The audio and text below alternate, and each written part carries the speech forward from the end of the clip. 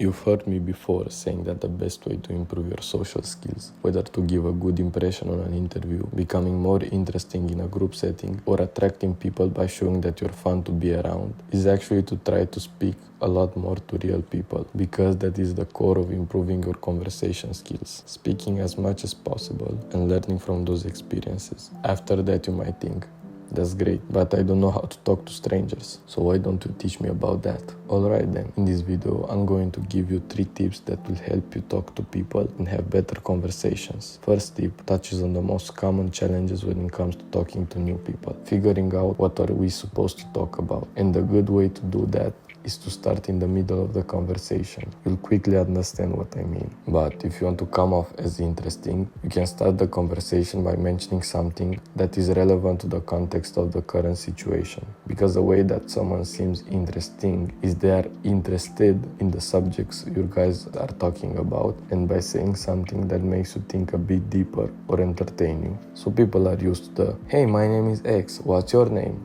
Oh, I'm from X, where are you from? We hear this all the time and we got bored of it. So instead, pick something that interests you and start in the middle of the conversation. Now, the second approach, which is mentioning something in your surroundings, in your context. All you have to do is look around. You don't need to have some deep, thought-provoking topics as the first thing that you say to a stranger. It's best to aim for something in the middle, something not too deep and not too boring. A topic that is entertaining or that requires at least one brain cell to respond. The simple fact that you are in the same place and doing the same thing means that you already have something in common, like being at a bar or being in the same class at uni. All you need to learn is to accommodate to your surroundings in a way that encourages the other person to respond and talk to you. If the conversation dies immediately, you can use the power of a follow-up question to keep the flow going. For example, when you're at a bar, after you ask that stranger what they are drinking, you can ask for a recommendation or something like that. Just don't ask too many questions at once. And also, not everyone might be in the mood for a conversation. They might feel tired or have stuff on their minds. So don't get discouraged if you interact with someone and that someone doesn't feel like chatting today. It's something completely normal and you probably had some days like this. So just try to speak to somebody else. The point of this tip is to make an opening so you can make a conversation to occur. And now let's take a look at stuff you can consider saying after you found somebody chatty and you already exchanged a few words with it. So tip number 2, and this one might be a bit controversial to the general advice, and it's about not waiting for the other person to invite you to speak about something. If you have something in mind that you have to address, you should say it. Don't expect the other person to magically read your thoughts and directly ask you to contribute something to the conversation. For example, if someone says to you that their favorite color is red, you might be tempted to say, my favorite one is blue, but I know people who would just stare at the person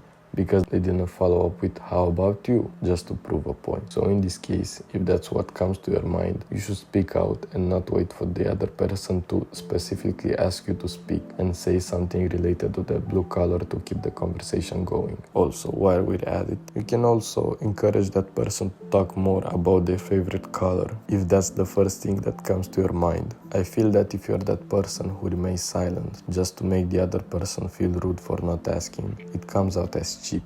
And I hate to say it to you, but you might not be that good of a conversationalist. Now, ideally both people in the conversation would be contributing follow-up questions, stories and stuff like that. But you should listen to the flow in the conversation and judge when it's a good time to say something instead of being told when it's a good time to say something.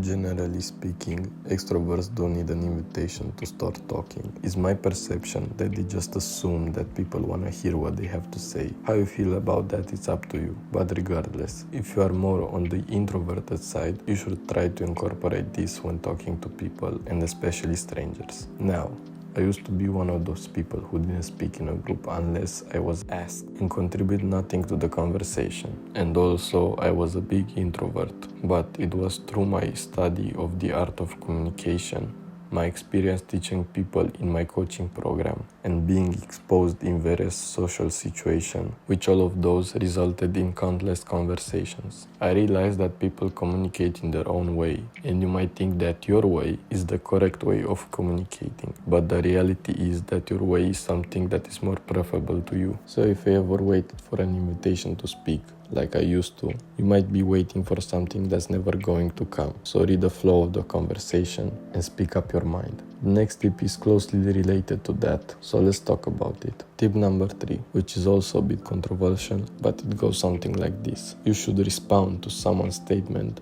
with a story of yours. Now, people say that this thing is rude because it implies that you make everything about yourself and it's seen as selfish, but people couldn't be more wrong than that. You see, telling a story after someone makes a statement can be a good way to have something to contribute to the conversation, as well as discovering more things that you might have in common with the person that you're talking to, by revealing more things that you guys might have in common through the things that happened in that story. So you're probably making it easier for them to open up to you and find common ground, especially when talking to strangers. Usually people like to hear the stories of the other person during a chill conversation. At least I know I like to hear those stories. Of course, you should read the room and see what kind of stories the vibe is about. Usually people tell to others, especially to strangers, positive stories like a great trip they had to a specific country or what happened when they partied last night. You're probably not gonna see people in public talk about trauma that they have experienced and stuff like that. So I hope that after you watch this video, you won't go out of your way to tell strangers traumatic experience that happened in your life